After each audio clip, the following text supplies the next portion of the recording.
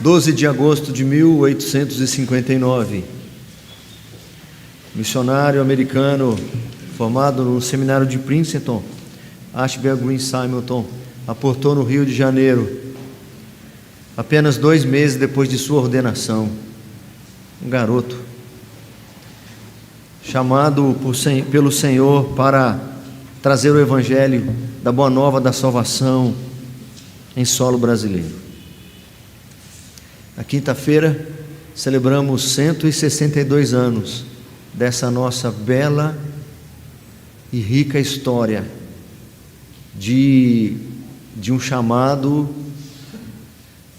de um homem que respondeu a esse chamado, viveu 5 anos, se não me falha a memória, acho que foram 5 anos, deixou um presbitério organizado, deixou um jornal sendo publicado, já um pastor ordenado em terra brasileira e semente que tem produzido frutos ao longo das gerações.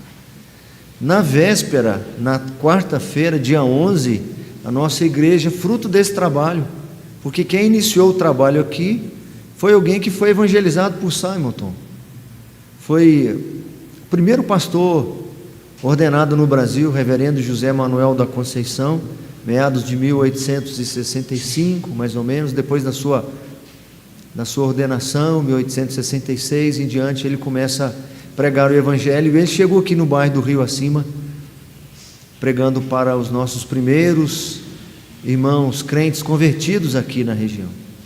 Em 1923, então, nossa igreja foi organizada. Quarta-feira nós comemoramos 98 anos de vida eclesiástica, de organização eclesiástica. O Evangelho já estava pregando antes, as famílias já se reuniam antes. Eu tenho dito isso, irmãos, que aquela frase ali embaixo do nome da nossa igreja, Igreja Presbiteriana de Votorantim, não é uma frase de efeito, não é uma logomarca, não é apenas alguma coisa que possa chamar a atenção. De fato, aquilo resume a nossa vocação, quem somos como igreja. Nosso propósito, nossa missão, nossa visão, nossos valores é sermos de fato uma igreja bíblica. Tudo o que fazemos, tudo o que ensinamos, todas as nossas programações, todas as nossas ações, nossas crenças precisam estar profundamente alicerçados na Escritura Sagrada. Somos confessionais, somos herdeiros dessa herança, que no Brasil tem esses 162 anos da vinda de Simonton, mas tem séculos anteriores de história, em que se apresenta no que nós cremos acerca de Deus, acerca de Cristo. Essa é a nossa confissão, nós não negamos isso, e queremos ser conhecidos por isso. Não queremos ser escolhidos porque estamos melhor localizados ou temos a melhor arquitetura. Nós queremos ser escolhidos por aqueles que são trazidos pelo Senhor, por aquilo que nós temos, aquilo que nós cremos. E ainda missionária.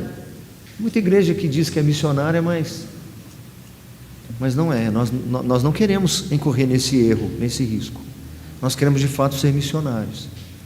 Esses envelopes que nós disponibilizamos aí nos bancos, esses envelopes pardos, escrito oferta missionária, não é isso que está escrito aí, oferta missionária? Ou é oferta de missões? É oferta missionária, né?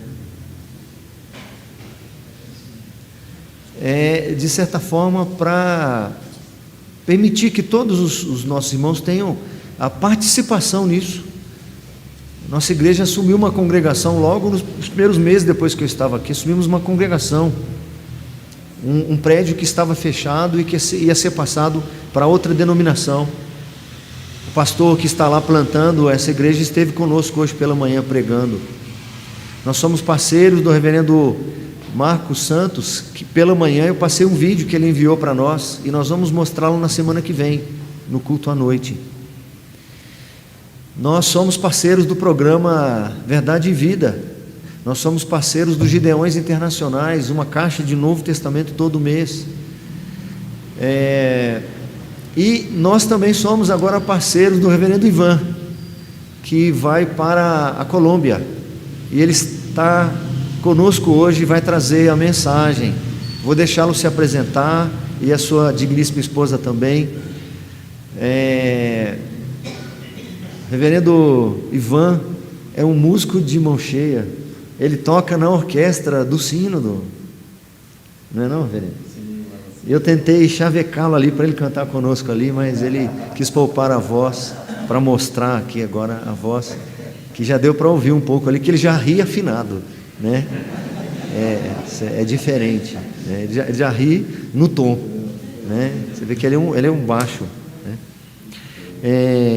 Seja bem-vindo, reverendo Ivan. Eu vou pedir para o presbítero Amauri nos dirigir a Deus em oração, rogando ao Senhor que ilumine nossa mente, nosso coração, que use o seu servo para trazer a mensagem nesta hora. Oremos.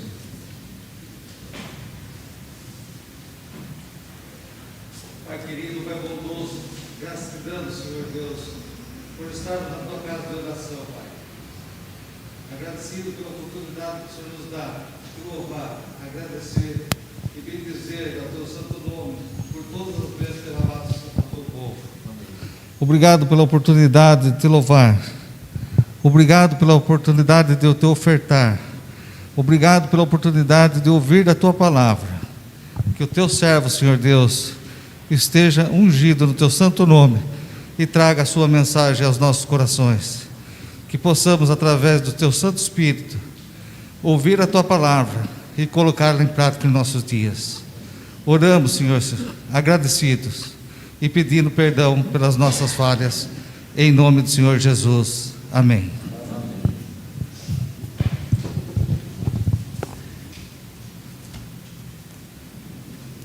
Meus irmãos queridos, graça e paz, amém? Muito bom estarmos juntos nessa noite, para celebrarmos o santo nome de Jesus, para bendizermos o seu nome, agradecer a Deus a bênção dos 98 anos de existência dessa igreja, da sua vida organizada e outros tantos, com certeza, como ponto de pregação e congregação. Louvo muito a Deus por isso. Presente de Deus, privilégio santo, estar com os irmãos, conhecer essa parte da família da fé aqui nesse lugar e saber que por quase 10 décadas, por quase um século, o Senhor tem sustentado essa igreja para a honra, glória e louvor do santo nome dele, né? Que Deus continue derramando sua graça, sua misericórdia, sua bondade, suas bênçãos nesse lugar, e a partir desse lugar, na vida dessa cidade que precisa conhecer o amor de Jesus e ser salva por ele. Para isso, Deus colocou essa igreja aqui nessa cidade, né? Quero apresentar para vocês a minha esposa, Ete Olívia Tavares Pereira. Fica em pé aí, linda, para que a igreja possa te conhecer. Obrigado. Nós estamos casados há 35 anos e temos 3 filhos. O André tem 31 anos, é casado e é pastor na cidade de Brasília, na igreja do Lago Norte. Nós temos o Mateus, que tem 27 anos, é engenheiro mecatrônico, mora em São Paulo. E o Rafa, com 19 anos, que é o nosso guarda-costas, ele tem 1,90 m, 96 quilos, é músico, toca violoncelo e vai conosco para Colômbia, para o nosso projeto missionário junto da APMT, né? Essa é a família que Deus nos deu, é uma família abençoada, presente do Senhor, assim como a sua, né? Cheia de defeitos, mas também cheia de virtudes, da graça divina, né? É um privilégio, portanto, poder falar de família como bênção nas mãos do Senhor. Mas hoje eu quero me dirigir à família da fé, e quero convidar a família da fé aqui nesse lugar, para abrir comigo em Atos dos Apóstolos, o capítulo 13, é o texto da Escritura que nós vamos dividir. Eu quero dividir a palavra, queridos, nessa noite em 2 partes. Primeira parte, uma porção bíblica, aqui descrevendo um pouquinho de Atos dos Apóstolos, capítulo 13, versículos 1 a 3, e depois uma segunda parte. Eu quero sintetizar o projeto Pés Formosos, que é o nosso projeto missionário para a Colômbia, para que a igreja tome conhecimento dele, uma vez que a igreja é nossa parceira em oração e é nossa parceira no sustento também. Desde já, reverendo Ellerson, a minha gratidão ao irmão e ao conselho da igreja, à liderança por isso. Esqueci de dizer que é um prazer estar aqui com o reverendo Ellerson. Nós tivemos o privilégio de nos conhecermos, eu creio que lá na organização da igreja de Mojimirim, um tempo atrás, pastoreada pelo seu cunhado, mas nós estudamos juntos no curso de pós-graduação de plantação e revitalização de igrejas também, lá no Jumper, Então tivemos a oportunidade de dividirmos juntos a sala de aula naquele tempo tão precioso de aprendizado e crescimento. Queridos, palavra do Senhor, Atos 13, 1-3. Como a igreja leu tão bonitos outros textos, eu não vou privar a igreja do privilégio da leitura comigo desse texto. Vamos ler juntos a palavra de Deus? Leiamos. Havia na igreja de Antioquia profetas e mestres: Barnabé, Simeão, por sobrenome Níger, Lúcio de Cirene, Manaém, Colasso de Herodes, o tetrarca, e Saulo. E servindo eles ao Senhor e jejuando, disse o Espírito Santo: separai-me agora a Barnabé e Saulo para a obra a que os tenho chamado. Então, jejuando e orando e impondo sobre eles as mãos, os despediram. Que Deus nos abençoe, meus amados irmãos, e fale ao nosso coração na instrumentalidade do seu Espírito Santo, sob a luz do próprio Espírito Santo de Deus que está conosco, que está entre nós. Queridos, eu quero pensar um pouquinho com essa igreja que celebra os seus 98 anos, aqui nesse texto, sobre o tema uma igreja verdadeiramente missionária. E quero abrir a reflexão nesse texto da Escritura, lembrando aos queridos irmãos que quando nós estudamos a doutrina da igreja nas Escrituras, nós aprendemos que essa igreja tem múltiplas tarefas dadas pelo próprio Deus, por meio do seu poder, por meio do seu Espírito Santo. Mas dentre todas as tarefas que Deus confia à sua igreja, há duas tarefas que os missiólogos chamam de tarefas nobres. A igreja, ela desempenha duas tarefas nobilíssimas sobre a face da terra. A primeira tarefa nobre da igreja, da qual ela não pode se esconder nem se esvair, é a tarefa da adoração. A igreja existe para a adoração. Vamos falar juntos? A igreja existe para a adoração. A palavra de Deus nos diz que o Senhor Deus é quem criou a igreja, e Ele a formou para ser o seu corpo vivo sobre a face da terra. E a primeira missão da igreja é adorar a Deus. A igreja existe para adorar a Deus. Quando nós estudamos os nossos símbolos de fé, no nosso breve catecismo, na pergunta de número 1, nós já aprendemos qual é o fim principal do homem.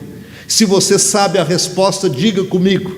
O fim principal do homem é glorificar a Deus e gozá-lo para sempre. Isso sintetiza ou se resume na palavra adoração. Adorar a Deus, gozá-lo para sempre, ter alegria, ter prazer em Deus para todo sempre. A tarefa primeira da igreja é adorar a Deus. E a adoração não se limita a esses momentos de culto quando nós nos ajuntamos na igreja. Aqui nós nos reunimos na comunhão do povo de Deus, da família da fé, por alguns minutos. 1 hora, 1h15, 1h30, um pouquinho mais ou menos do que isso. Mas nós vamos aprendendo na Escritura que culto é vida e vida é culto. Nós vamos aprendendo que a igreja entra para adorar e ela sai para servir, que aqui nós cantamos louvores, nós oramos a Deus, nós abrimos as Escrituras, nós damos de nós a Deus num período litúrgico do culto, e Deus se dá dele mesmo a nós por meio da palavra e da reflexão da palavra, quando mais nós aprendemos dele. E aí, adorando aqui, nós somos alimentados e fortalecidos, para que quando nós sairmos dos portões para fora, para encararmos os desafios de um mundo em trevas, nós sejamos verdadeira luz do Senhor, brilhando para Deus e continuando a nossa vida de adoração, a partir do que nós pensamos, do que nós falamos e do que nós fazemos. E aí eu preciso dizer para vocês, que o cristão adora a Deus nos seus relacionamentos interpessoais, começando com a vida em família. A forma como você, marido, convive com a sua esposa, e como você, esposa, convive com o seu marido, reflete a sua adoração a Deus. A forma como nós nos relacionamos com os nossos filhos, e eles conosco como pais, reflete a nossa adoração a Deus, é a expressão de adoração a Deus. No nosso trabalho, na escola e no lazer, nos nossos relacionamentos interpessoais, nessas esferas, nós estamos também refletindo a adoração a Deus. A grande pergunta é, como é que nós temos adorado a Deus nesses pontos que lhes falei, né? A igreja existe para adorar a Deus, e a adoração não se limita ao templo, né? Mas em segundo lugar, nós aprendemos dentro da eclesiologia bíblica, da doutrina da igreja na Bíblia, que a igreja existe para a proclamação. Primeiro, ela existe para a adoração, mas em segundo lugar, ela existe para a proclamação. A igreja existe para a proclamação. Vamos falar juntos?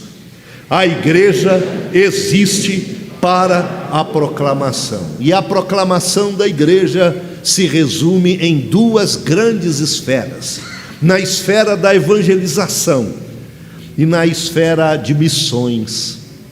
As duas coisas se juntam, porque evangelizar e fazer missões nada mais, nada menos é do que anunciar Jesus, do que falar de Jesus, do que tornar Jesus Cristo conhecido como o único Salvador e Deus, como o único e suficiente Salvador. Não há outro.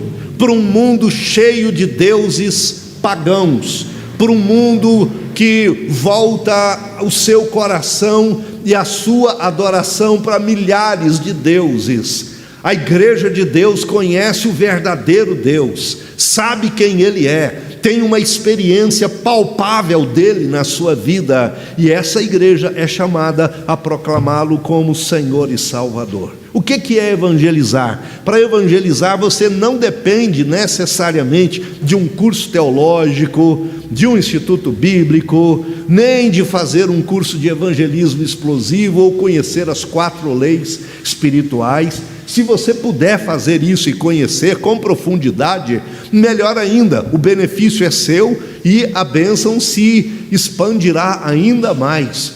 Mas eu resumo o termo evangelização na seguinte frase: evangelizar é contar para os outros quem é Jesus e o que Ele fez na sua vida. E isso você sabe muito bem, porque Ele tocou no seu coração um dia. Ele abriu o seu entendimento, abriu seus olhos da fé. Ele estendeu a mão salvadora dele e te tirou do lamaçal do pecado, e a palavra de Deus nos diz que Ele te colocou sobre a rocha. Você estava sujo por causa dos seus pecados, Ele te lavou com o sangue precioso dele mesmo, derramado lá naquela cruz do Calvário, onde voluntariamente Ele esteve no seu lugar, para te dar redenção. Você sabe a transformação ou as transformações que Ele fez, que Ele continua fazendo na sua vida, e isso você tem condições de contar para os outros. E à medida que você fala para os outros o que Jesus fez e faz em você, o próprio Espírito Santo de Deus se incumbe de despertar nas outras pessoas que vão te ouvindo o desejo de conhecer Jesus. Sabe por quê? Porque elas conhecem você, elas já sabem um pouquinho da sua história, e elas sabem quem você era e quem você é hoje. Então elas são capazes de atestar, de confirmar que verdadeiramente mudanças estão acontecendo na sua vida, e isso não é simplesmente por você, é Deus agindo em você. E o próprio Deus vai despertar nelas o desejo de saber um pouco mais sobre esse Deus Salvador chamado Jesus Cristo, nosso Senhor, né? Irmãos, nós abrimos aqui no livro de Atos. Apenas para concluir essa palavra que lhes dei, né? A igreja tem duas grandes tarefas, a adoração e a proclamação, mas nós precisamos entender que uma delas nós realizamos na terra e vamos continuar realizando no céu. É a adoração. Nós adoramos aqui, continuaremos adorando na eternidade para todo sempre. Mas evangelização ou proclamação é uma tarefa da igreja apenas aqui para a terra. No céu não haverá ninguém para ser evangelizado. Todos que entraram lá já o foram, só entraram porque receberam a Jesus como seu Senhor e Salvador, né? Se evangelização ou proclamação é apenas para essa terra, isso implica na tarefa urgente da igreja.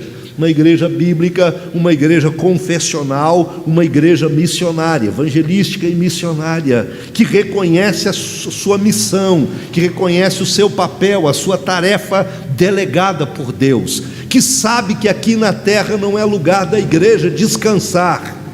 O lugar da igreja descansar é no céu com Cristo.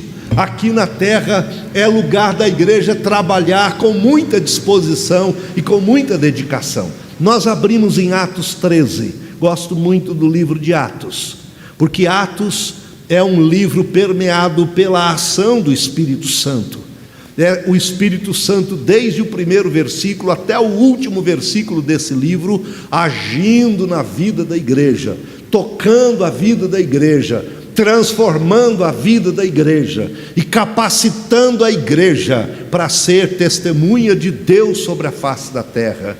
E uma testemunha é alguém que está pronta para dar a sua vida, se necessário, por aquilo que ela crê. A Bíblia diz em Atos 1:8 que o Espírito de Deus nos encheria e que nós seríamos testemunhas do Senhor em Jerusalém, em toda a Judéia e Samaria e até aos confins da terra. Palavra testemunha no original do Novo Testamento é a tradução de uma palavra que nós também temos em português. É a tradução da palavra mártir.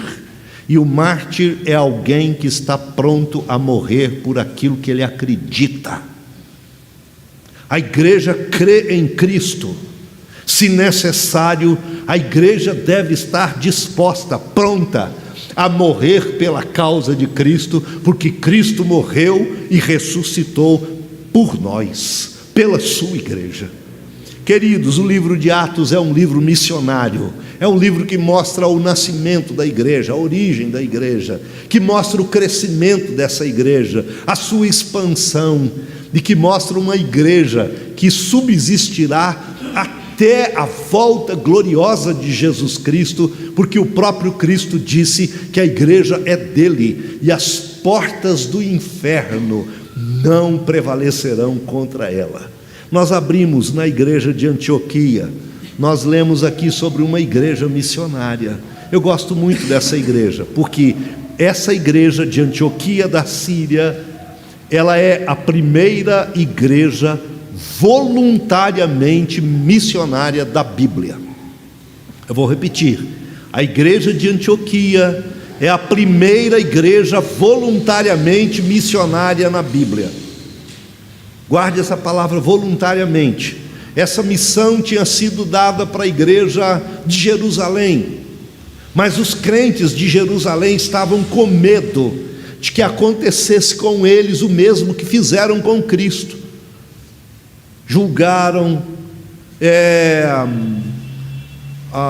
sentenciaram a morte na cruz, crucificaram, né? Eles tinham muito medo de que eles fossem tratados da mesma forma como Cristo foi tratado pelos judeus. E aí eles ficaram enclausurados, trancados dentro de casa, até que o Espírito Santo vem. Quando eles saem para testemunhar em Jerusalém, cercado pelos muros da cidade. Ali a igreja cresce, mas ainda não tinha saído. A igreja de Jerusalém só cumpriu o ide de Cristo quando ela foi empurrada pelo Espírito Santo por meio da perseguição que sobreveio a Estevão. Agora sim, em Atos 7, com a perseguição, aquela igreja sai, e a partir de Atos 8, no testemunho de Estevão e dos demais apóstolos de Jesus, a igreja de Deus deixa os limites de Jerusalém e vai para as outras vilas, cidades e aldeias da Palestina e fora da Palestina, e a igreja chega em Antioquia da Síria. Quando os crentes chegam lá, eles abrem as suas casas para começar uma nova igreja. E eu fico perguntando, se Deus permitisse que você se mudasse de Votorantim, com certeza Ele te levaria para onde Ele deseja que a luz dele brilhe através de você. Não é sem propósito que você mora onde você mora, que você trabalha onde você trabalha, que você estuda onde você estuda. Você só está nesses lugares porque Deus, você é servo de Deus, Deus precisa da luz dele brilhando nesses lugares, e Ele decidiu colocar você ali, para que a luz dele brilhe. Se você mudasse para um lugar que não tem a igreja, a pergunta é: você faria da sua casa uma igreja para Deus? Esses irmãos fizeram. Uma igreja nasce em Antioquia. Tempos depois, Barnabé sai de Jerusalém e vai pastorear aquela igreja. Ele doutrina aquela igreja cresce. E ele não dá conta do recado, porque é muito trabalho. Então ele vai até Tarso, e ele busca um homem recém-convertido no capítulo 9 de Atos dos Apóstolos, chamado Saulo. E agora então ele traz Saulo para auxiliá-lo. Barnabé e Saulo vão doutrinar aquela igreja, e agora aquela igreja é forte e vigorosa no Senhor, até que um dia o Espírito Santo de Deus vem sobre aquela igreja. E quando o Espírito Santo de Deus chega, ele chega para pedir 2 dos melhores líderes daquela igreja para poder servi-lo, né?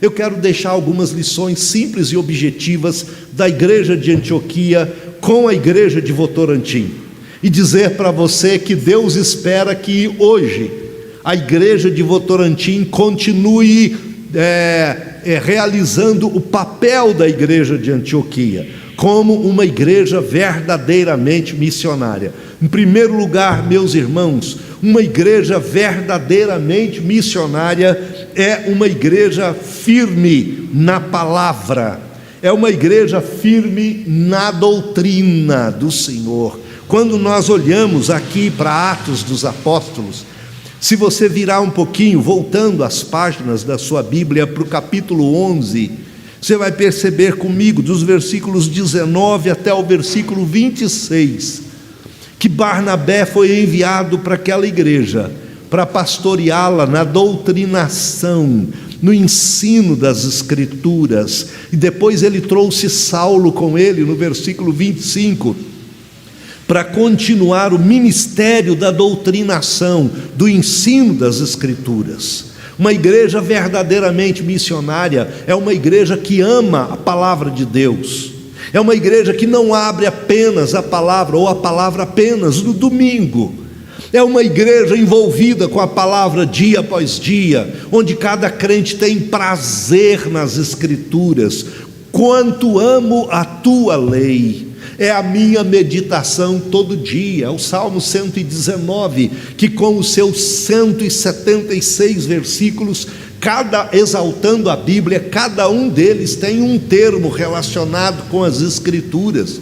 lâmpada para os meus pés, é a tua palavra e luz para os meus caminhos. Olha que coisa linda, Salmo 119, no versículo de número 105, e tantos outros que nós poderíamos citar. A Bíblia é a palavra viva, poderosa e transformadora de Deus, e é por essa palavra que o crente é orientado no único e vivo caminho que conduz à salvação. É por essa palavra que o crente é alimentado e fortalecido para andar nos passos de Jesus, no único e vivo caminho que conduz aos céus. É por essa palavra que o crente se torna ousado para poder dar ao mundo e explicar ao mundo a razão da sua fé e da esperança da salvação que ele tem.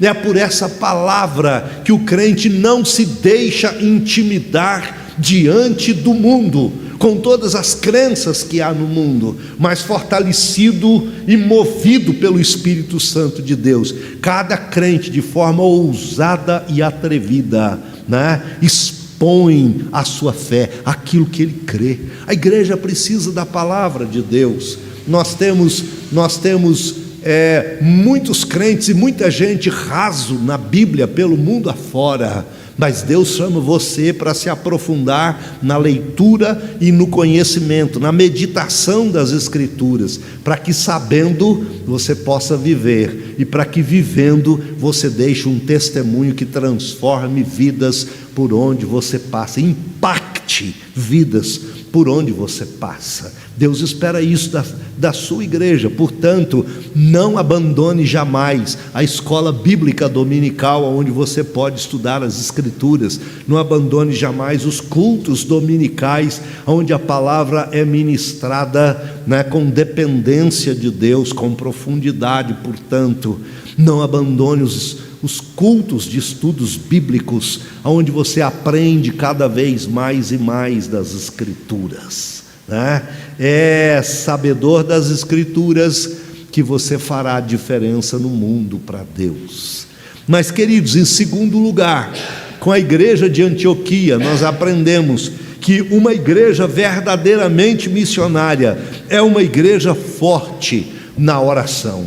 Você olha para Atos 13, 1 a 3, e você percebe comigo que aquela igreja estava reunida, e o texto diz que aqueles crentes oravam.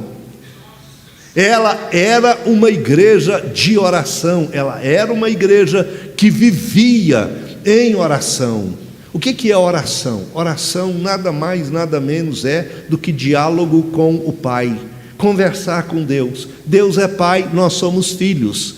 Deus nos dá a liberdade de comunicação com Ele. Ele nos dá a alegria de podermos contar para Ele quem somos, como estamos, quais são as nossas alegrias, quais são as nossas frustrações. Para Deus você pode falar dos seus desejos, você pode falar também das suas expectativas, dos seus alvos e objetivos, mas para Deus você pode contar os seus pecados e os seus fracassos. Você pode contar os seus temores. Para Deus você pode abrir o seu coração e não ter receio nenhum. Ele te ama, Ele vai te ouvir, e o que tiver que ser corrigido na sua vida para transformar você, Deus vai fazer por meio do seu poder e graça. Então Ele te dá a liberdade de comunicação. E é muito interessante a gente entender que oração é uma via de mão dupla. Você fala com Deus e Deus fala com você. Enquanto você fala com Deus, Deus vai tratando o seu coração. Eu gosto muito do livro dos Salmos, porque no livro dos Salmos nós temos uma boa parte deles como orações do povo de Deus e orações dos salmistas. E existem vários tipos de salmos, mas alguns deles são chamados de salmos de lamento, como por exemplo o Salmo 13. O Salmo 13 tem 6 versículos, e a palavra "até quando, Senhor?" aparece pelo menos 4 vezes ali. Mas nos salmos de lamento há algo tremendo. O salmista começa orando e se queixando diante de Deus, derramando o seu lamento diante de Deus. mas quando ele termina, não há lamento mais. É muito interessante isso, há louvor. Todas as vezes que você se ajoelha diante de Deus para falar com o Pai, você tem liberdade de colocar diante dele os seus pedidos e os seus temores, tudo, os seus lamentos, inclusive, até os seus queixumes e as suas murmurações. Só que quando você se levantar, você não vai se levantar da forma como você se ajoelhou. Sabe por quê? Porque enquanto você fala com Deus, Deus vai tratando o seu coração. O Espírito de Deus também vai falando com você.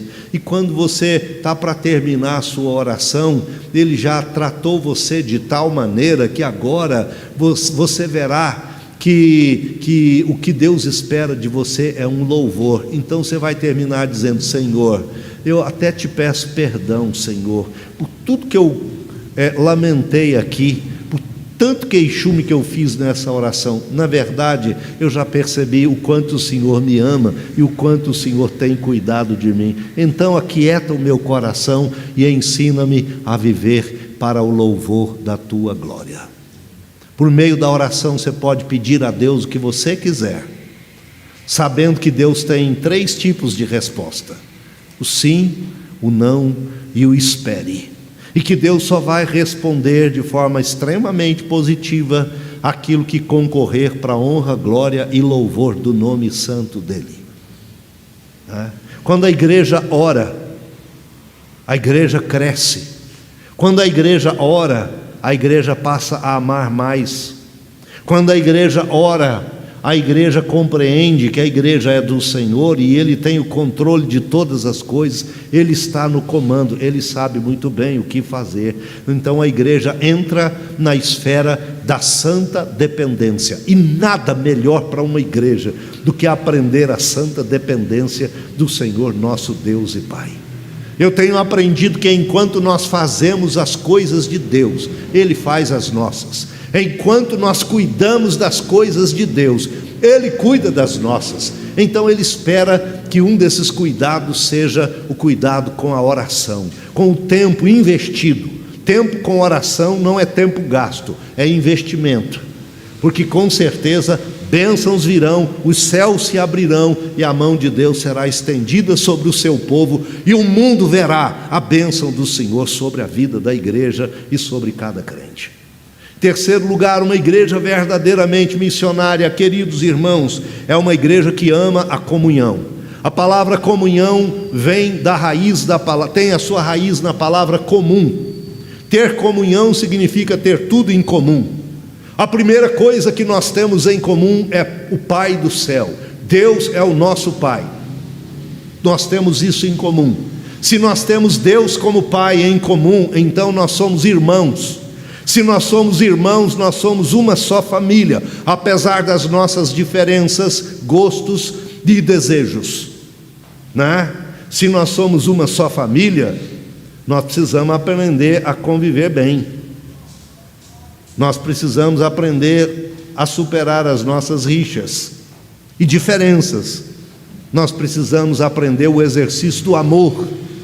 Nós precisamos aprender a viver em comunhão. No meio da família da fé, não tem esse negócio de cara fechada um com o outro, não tem esse negócio de tô de mal, não tem diferenças ou indiferenças, não tem esse negócio de não cumprimentar. No meio da família da fé, se há algum mal entendido, a nossa comunhão nos diz em amor, por meio de Jesus Cristo na cruz do Calvário, que nós devemos buscar o entendimento, né? E agora aquele abraço amoroso, apesar da pandemia, né? Para a gente continuar vivendo como irmãos, como povo santo do Senhor, né? É a comunhão da família. Comunhão diz respeito a muitas outras esferas. Eu quero que você guarde essa. Quando nós nos reunimos, nós estamos em comunhão. Mas quando nós saímos daqui, a nossa comunhão não se acaba. Se precisamos uns dos outros, nós vamos fazer os devidos contatos, e os irmãos estão prontos a nos socorrer e nos abençoar na comunhão de Deus em Cristo Jesus, né? Para a gente encerrar, queridos, uma igreja verdadeiramente missionária, ela está disposta a enviar e a sustentar os seus melhores líderes.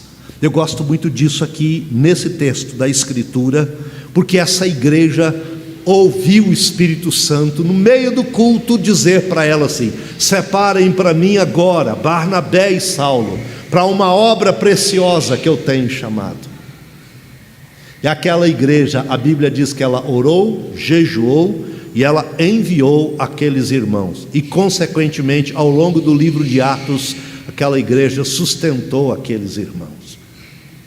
Isso significa que aquela igreja foi obediente à voz de Deus. Quero fazer uma pergunta bombástica para você. Você ama o seu pastor, você ama os seus líderes, mas se o Espírito Santo de Deus viesse aqui, de forma audível dissesse para essa igreja: separem, enviem e sustentem o pastor Wellerson na obra de missões para a Colômbia, né? Para qualquer outro lugar, mas como eu vou para lá, eu preciso de gente para trabalhar junto, né? A pergunta é: vocês estariam dispostos a entregar o pastor de vocês para a obra de missões como a igreja de Antioquia? Aquela igreja poderia ter virado para Deus e questionado o seguinte: Deus, esses dois homens são os nossos melhores líderes, eles nos doutrinaram, eles nos amam, eles nos guiam no caminho de Jesus. Senhor, nós temos outros líderes aqui, tem o Manaém, tem o Simeão, tem outros, manda os outros, Deus, deixa esses dois com a gente. Essa igreja não questionou Deus, ela enviou e sustentou, e a graça de Deus continuou sobre aquela igreja. Quando ela entrega os seus melhores líderes, obedecendo a Deus, eu quero concluir essa palavra bíblica dizendo uma coisa tremenda em Atos dos Apóstolos para você. Qual é o título do capítulo 13? Dá uma olhadinha na sua Bíblia. Barnabé e Saulo. A frase seguinte é qual? Vamos falar juntos? A primeira viagem missionária. Ok.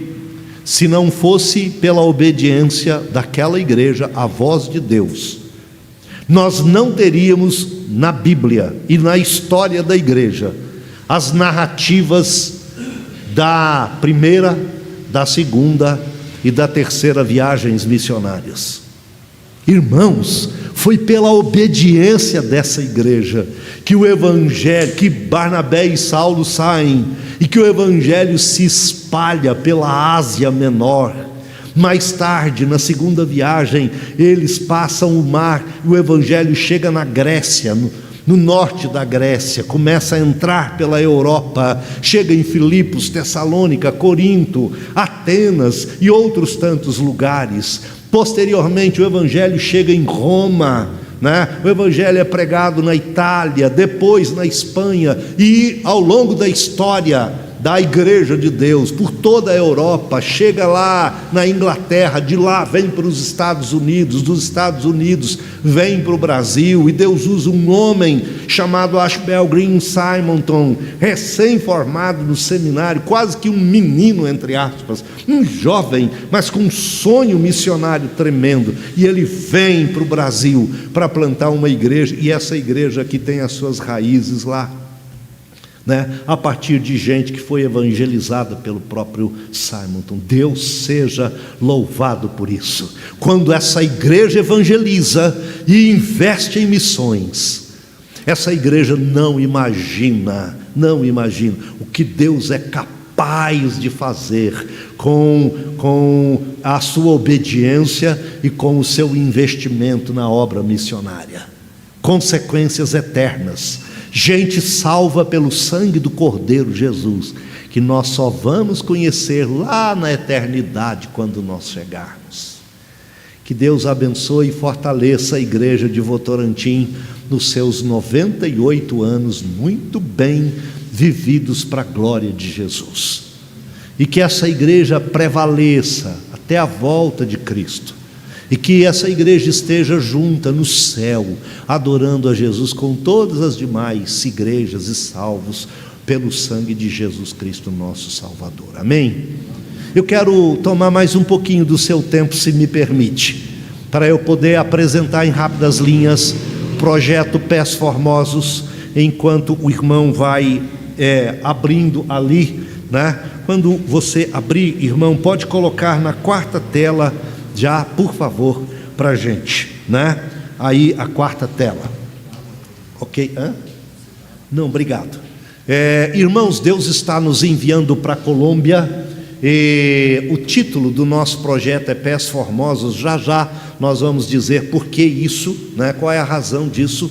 A Colômbia recebeu esse nome em homenagem ao descobridor Cristóvão Colombo, né? Colômbia tem 51 milhões de habitantes, arredondando os dados de novembro de 2020. A capital é Bogotá e ela tem 31 estados. A Colômbia é 6,5 vezes geograficamente menor do que o Brasil, mas ela tem 31 departamentos, é assim que eles chamam, né? A Colômbia é mundialmente conhecida por 2 tipos de pó. Ela é conhecida pelo pó preto e ela é conhecida pelo pó branco. O pó preto é o café colombiano delicioso que compete no mercado internacional com o maravilhoso café brasileiro, né? O pó branco é a cocaína. Infelizmente, esse é o toque negativo. A Colômbia é um dos países com o maior número de narcotraficantes e de narcotráfico no mundo inteiro, certo? Precisa muito das nossas orações. A religião predominante na Colômbia é o catolicismo romano. 93% da sua população é católica romana, né? Da seguinte forma, quem tem mais de 35 anos vai entender muito bem o que eu vou dizer agora, porque era assim no Brasil até há 30 anos atrás. A Igreja Católica mantém uma certa hegemonia no contexto colombiano, um certo domínio, um certo poder, pelo seguinte: a maioria das escolas, desde maternal até a universidade na Colômbia, foi construída e mantida pela Igreja Católica. A maioria das creches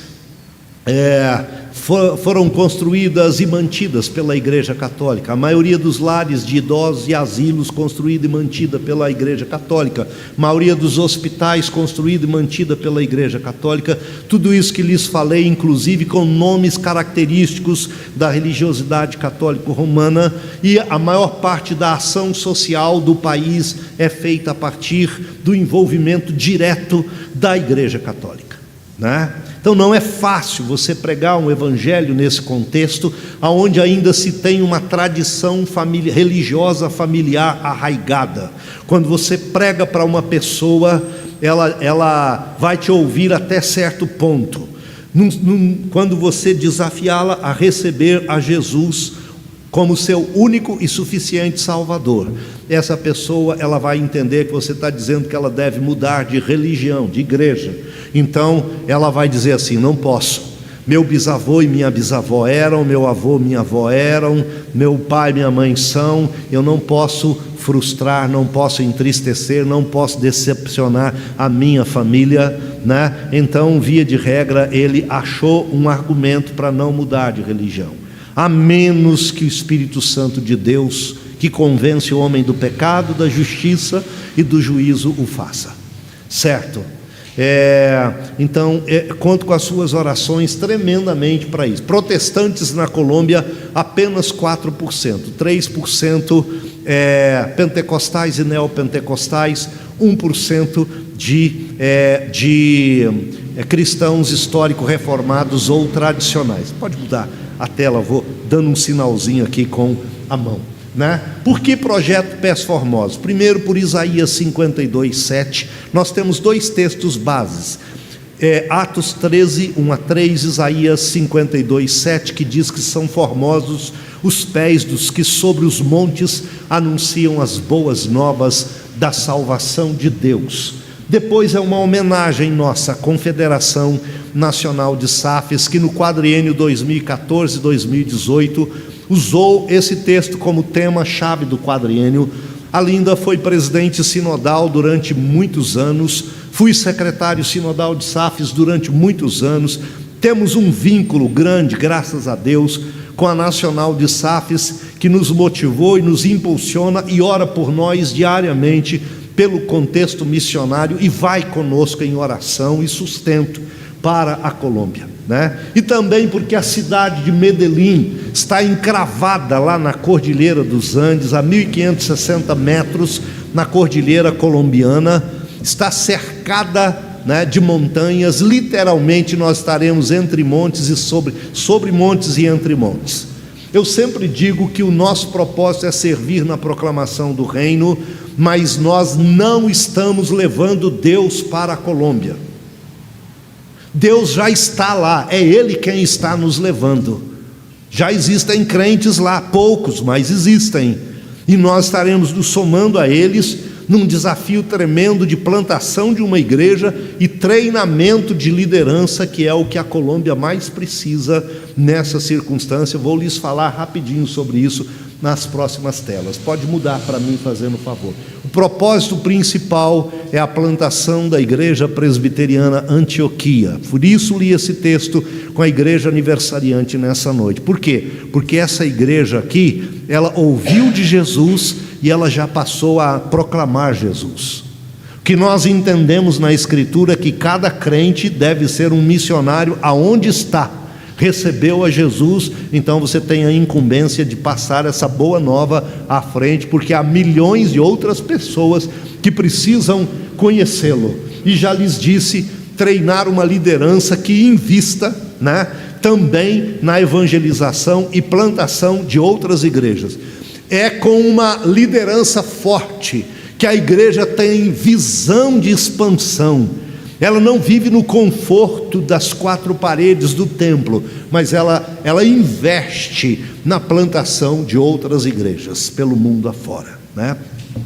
Na próxima tela é um pouquinho sobre a cidade de Medellín. Medellín é a segunda maior cidade da Colômbia. A cidade tem 3.400.000 habitantes e ela tem 14 outras cidades na sua região metropolitana que somam 5.200.000 habitantes.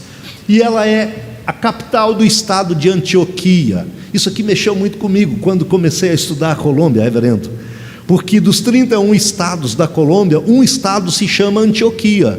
E a capital do estado de Antioquia é a cidade de Medellín, para onde Deus está nos levando, né? Então isso já torna esse nome conhecido. E essa é a razão, juntamente com o texto bíblico, da gente linkar o nome Igreja Presbiteriana Antioquia, chamando essas pessoas da cidade para compor essa igreja e anunciar Jesus por todo aquele estado e por todo aquele país com o passar dos anos, né?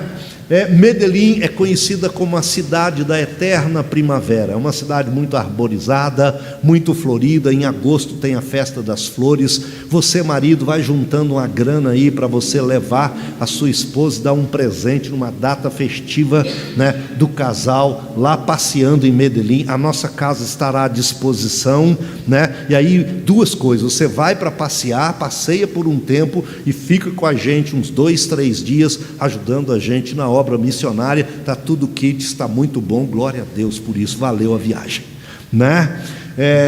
Pode mudar, fazendo o favor. Quando a gente diz que vai para a Colômbia, muita gente diz assim: você não tem medo da Colômbia, né? E aí eu preciso dizer para você, já tive. Quando a APMT colocou diante de nós alguns países que o nosso perfil missionário se encaixava neles, o último país que a gente colocou nós mudamos a ordem e o último país ficou a Colômbia. Por incrível que pareça, é para lá que Deus está nos enviando, né? É lá que Deus precisa de nós. Na década de 90, a cidade de Medellín estava entre as cidades mais perigosas do mundo para se viver. Havia um homem chamado Pablo Escobar, que era o chefe do cartel de Medellín, de narcotráfico de Medellín. E ele tinha debaixo de si mais de uma centena de outros líderes de narcotráfico, debaixo do jugo dele, quando posteriormente ele foi preso e morreu na prisão. Com a morte de Pablo Escobar, ele virou lenda, virou mito, virou livro, virou filme, certo?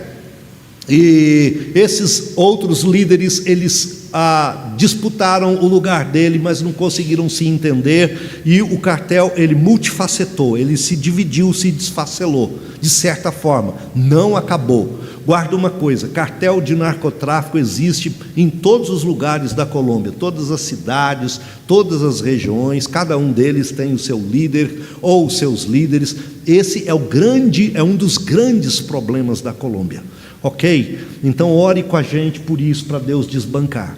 Mas com a morte de Pablo Escobar, uma administração vigorosa assumiu a liderança de Medellín. Eles montaram um planejamento estratégico de longo prazo, e esse planejamento atendia às áreas de segurança, de reurbanização, a área estudantil, né, a área tecnológica, o avanço do polo tecnológico, a área industrial, o crescimento do polo industrial, a esfera turística. E com a vinda do exército para os grandes centros colombianos, dentre eles Medellín, a cidade se tornou uma cidade segura. Entenda-se, segura dentro de uma cidade, de uma grande cidade, num contexto latino-americano, mas segura para poder se viver, né? E então, hoje, a cidade de Medellín é visitada por uma série de administradores do mundo inteiro que vão conhecer o que se fez lá, para ver o que dá para copiar e levar para as suas cidades. Essa cidade hoje é chamada de uma cidade inovadora, exatamente pela transformação rápida que aconteceu ali naquele lugar, né? Pode mudar para a gente a tela. Quais são as nossas atividades lá propostas? Eu não vou parar em cada uma delas, talvez em uma ou duas, mas a primeira é a plantação de uma igreja. Esse é o objetivo, é o propósito principal. A gente vai para começar uma igreja presbiteriana lá. A IPB, por meio da APMT, tem 2 missionários na Colômbia. Os 2 estão em Bogotá, que é a maior cidade da Colômbia.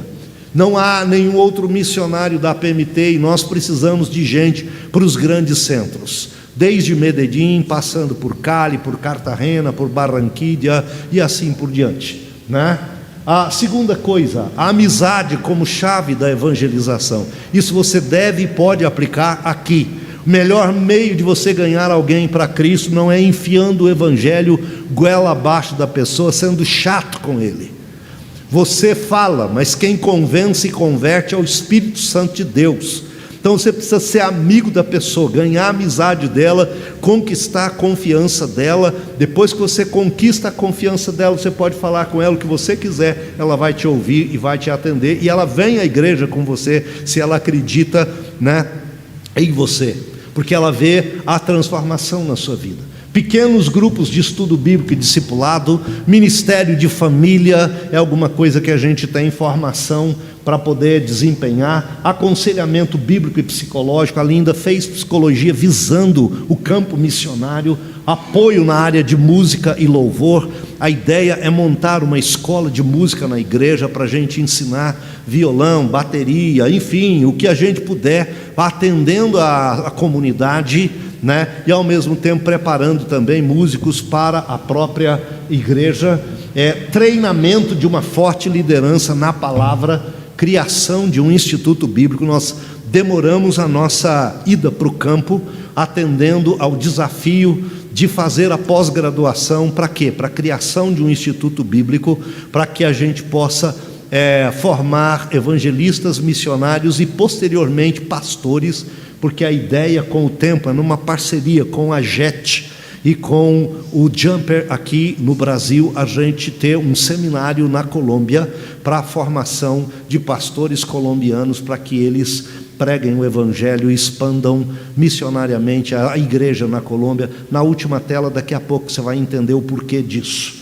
E apoio na tradução de boa literatura cristã. No nosso segundo ano, dentro do projeto, nós vamos buscar parceria no Brasil para montar uma pequena gráfica para produção de material para evangelismo, discipulado e para doutrinação, para servir não apenas a igreja Antioquia, mas para servir as igrejas evangélicas que queiram desfrutar desse material gratuito a partir dessa igreja e outras igrejas na América Latina também, que a gente possa contribuir. A última tela, né, agradecendo aí a gentileza da sua compreensão no tempo, são os nossos motivos de oração. Nós temos mais de 30 motivos, mas 4 deles eu trago para os irmãos. Quero começar pelo 4º motivo. A Missão Portas Abertas, MPA, você entra no site da MPA, da Missão Portas Abertas, anualmente ela traz o ranking das 50 nações que mais perseguem o Evangelho no mundo. A Coreia do Norte está na ponta há 17 anos, seguida por Afeganistão, por Somália, por Eritreia, por Irã, Iraque, Arábia Saudita, Sudão e assim por diante, ok? Mas a Colômbia em 2018 estava no número 49, em 2019 estava no número 41 e agora 2020 veio para o 30º lugar. Outro país latino-americano que compõe esse ranking triste é o México. Está em 37º, na região do estado dos Chiapas, no México. Narcotraficantes estão matando pastores e missionários porque eles pregam contra o narcotráfico naturalmente, né? Então precisamos da sua oração por isso, para Deus mudar esse quadro. E como é que esse quadro será mudado? Tópico 1. Orando para que Deus desbanque e desmorone os líderes e os cartéis. Ali a gente cita o cartel de Cali e Medellín, porque eles são cartéis que foram muito grandes e famosos, entre aspas, conhecidos no mundo. Mas como lhes disse, cartel está em toda parte na Colômbia e angaria bilhões de dólares ilegais anualmente e patrocina a vida de muita gente, muitas famílias, para que eles fiquem de bico fechado, desculpa a expressão, de boca fechada e não entreguem a liderança do narcotráfico nas suas regiões, né? Então a gente precisa orar por isso. Terceira coisa, quero que você ore para Deus desmoronar e desbancar as Farc. Farc significa Forças Armadas Revolucionárias da Colômbia.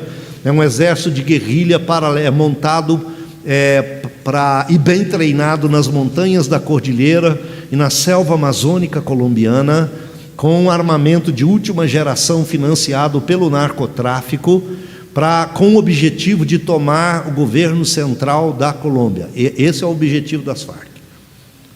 Qual é o risco que pastores, missionários e líderes correm na Colômbia? O risco que eles correm é de sequestro. Normalmente eles não são mortos, normalmente eles são sequestrados pelos líderes de narcotráfico ou da guerrilha. Por qual razão? Pastores, missionários e líderes evangélicos pregam 5 tópicos, dentre tantos, que os líderes de narcotráfico e guerrilha odeiam, detestam. Eles pregam o amor, eles pregam a paz, eles pregam a esperança, eles pregam a salvação e eles pregam justiça. Quando uma pessoa se rende a Jesus entendendo esses pontos, naturalmente ela não ficará no contexto nem do narcotráfico, nem da guerrilha. E então os líderes sabem que perdem caminho com isso. A Igreja Católica não tem nenhum problema quanto a essa questão. A Igreja Católica não mexe com esses tópicos, ok? Mas os evangélicos sim. Então o que eles fazem? Eles prendem os líderes, mantêm no cativeiro. Quando a notícia do sequestro chega aos ouvidos das autoridades governamentais, elas têm que se mobilizar para a libertação deles. Aí esses líderes usam os sequestrados como moeda de troca. Eles dizem assim: vocês têm o nosso fulano, fulano e beltrano preso pelo exército colombiano, e nós temos aqui o líder tal, então religioso tal. Então a gente troca, vocês soltam os nossos, a gente solta ele, né? E eles farão isso quantas vezes eles quiserem e puderem, certo? Porque é um meio que eles têm de ver a soltura dos deles, ok? Por isso nós missionários estrangeiros, nós somos orientados a não deixar os grandes centros sozinhos. A criação de um instituto bíblico visa a formação dos próprios colombianos para que eles saiam, preguem, plantem novas igrejas. Nós somos orientados a sair apenas com a companhia de colombianos, ok? Então pedimos a sua oração por isso. Maior é o que está em nós do que o que está no mundo, né? e o Senhor diz que as portas do inferno não prevaleceriam contra a sua igreja. Mas, queridos, para mim o maior desafio não é nenhum desses que já lhes disse. Para mim é o terceiro tópico e eu quero finalizar com ele. É a igreja de Satanás presente na Colômbia. E ela é forte no centro da Colômbia, numa região de Montenegro, entre Medellín e Bogotá, certo? Houve um jovem colombiano chamado Víctor Damon Rosso. Ele se frustrou com o cristianismo e ele disse assim: não quero o cristianismo nem para mim e para ninguém mais. O que eu puder fazer para destruir o cristianismo, eu farei. Ele foi estudar engenharia nos Estados Unidos. Ele teve um encontro com a fé satânica na universidade e ele se rendeu a Satanás. Quando ele concluiu a faculdade, ele conseguiu 22 milhões de dólares de doação para implantar a igreja de Satanás na Colômbia. Ele veio, construiu um mega templo em Montenegro, né? Se você puxar na internet Igreja de Satanás na Colômbia, você vai ver pelo menos 3 páginas de site se abrindo. Ele construiu uma igreja e ele é o pastor e líder desde 1999, quando ele construiu o templo lá em Montenegro. A igreja se chama Iglesia Luciferiana Semillas de Luz, Igreja Luciferiana Sementes de Luz. E ele treina líderes e pastores satânicos para difusão da fé satânica na Colômbia e no mundo. No Brasil, a gente tem pelo menos 3 igrejas já reconhecidas. Uma no litoral do Espírito Santo, outra em São Paulo, outra no interior de Santa Catarina. Não se assuste se você ouvir sobre o crescimento dessa igreja, entre aspas, satânica na próxima década. E existem algumas razões para isso. No púlpito da igreja de Satanás, ele colocou uma figura de Satanás idealizada por ele. Cabeça, corpo de homem, cabeça de bode dourado. Do lado direito e do lado esquerdo ele colocou um caixão aberto com uma cruz de ponta cabeça. E o que significa isso? Quando os devotos de Satanás entram naquele templo, eles sabem exatamente o que significa isso. O significado dessa mensagem, por meio dessas figuras, é o seguinte: chegará o dia em que nós teremos matado, destruído e sepultado no mundo inteiro o cristianismo. A igreja de Satanás se reúne toda sexta-feira para uma vigília de oração e jejum, aonde eles invocam a Satanás pedindo que ele tente pastores e líderes evangélicos dos 4 cantos do mundo, na área do sexo, na área do dinheiro e na área do poder. Porque eles sabem que se os líderes forem tentados e caírem, a igreja será enfraquecida. E se a igreja for enfraquecida, a igreja morre. Pasmem, nos últimos 20 anos, quase 21, que isso tem sido feito, que nós já vimos ou ouvimos de pastores e líderes cristãos que caíram por adultério, ou que se entregaram ao homossexualismo. Não é brincadeira. Que nós já ouvimos de líderes gananciosos por dinheiro. E eu faço questão de abrir um parênteses para dizer: o que nós temos de denominações e igrejas, que o foco não é a mensagem redentora da cruz de Cristo e do sangue derramado pelo Cordeiro.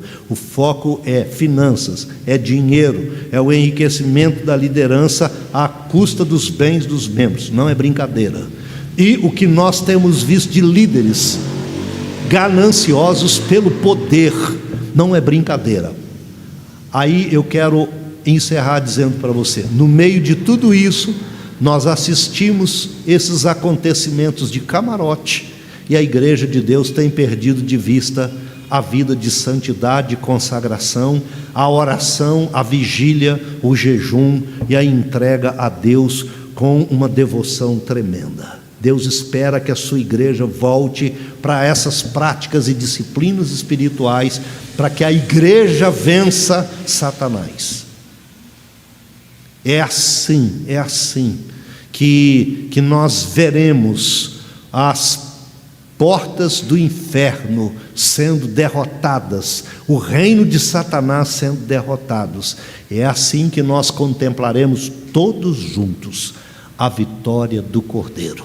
Muito obrigado, igreja querida, por vocês aceitarem o desafio de estarem conosco na Colômbia. Nós vamos juntos, reverendo. A distância que nos separa é apenas uma oração. A igreja ora aqui, Deus derrama a bênção lá. Nós oramos lá, Deus derrama a bênção aqui. E juntos nessa parceria, vamos plantando igrejas pelo Brasil, vocês, e na Colômbia, nós juntos. Que Deus te abençoe e te guarde. Grato por esse tempo, por essa oportunidade. Amém.